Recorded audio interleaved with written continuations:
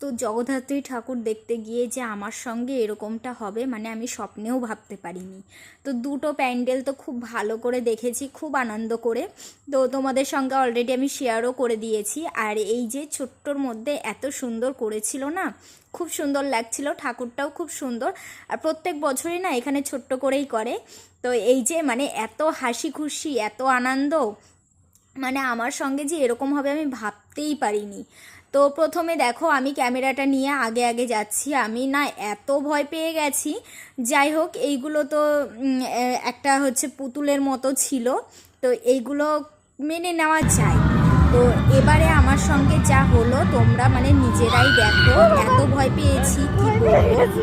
মানে আমার সঙ্গে যে এরকমটা হবে আমি ভাবতেই পারিনি, তোমরা তো দেখতেই পেলে। বাচ্চাটা না চুপ করে নিচে বসেছিল, মানে যখন আমি গেছি না তখন হঠাৎ করে চেঁচিয়ে উঠেছে, আমিও চেঁচিয়ে উঠেছি।